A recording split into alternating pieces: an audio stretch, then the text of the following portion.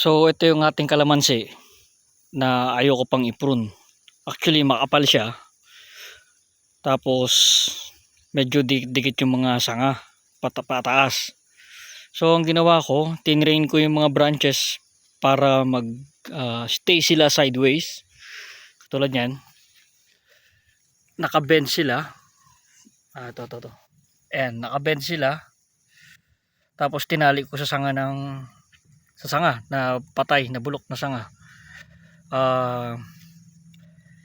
Ito, hopefully masanay siya ng ganyan bago maging totally bulok itong sanga na to. So nalagyan natin ng straw.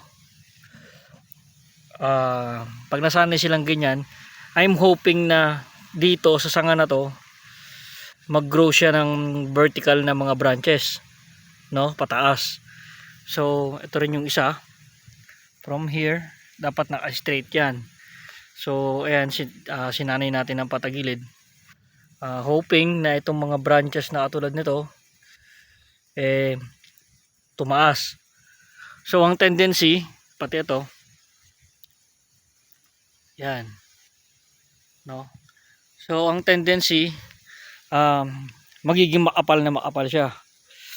And then pag nag-grow na yung mga vertical na branches niya, saka natin ipuprune itong nasa ibabaw na to.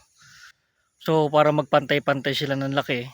So ang advantage nun, lahat exposed sa araw. So lahat ng mga branches niya magkakaroon ng bunga someday.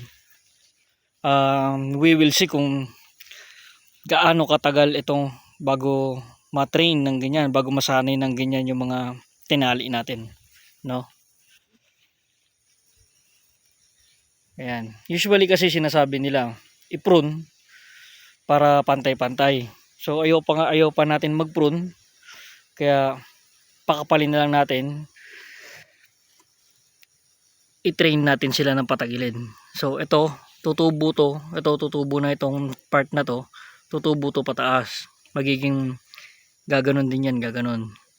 Tapos hopefully dito sa mga nodes nya tubuan ng branches, no, na pataas.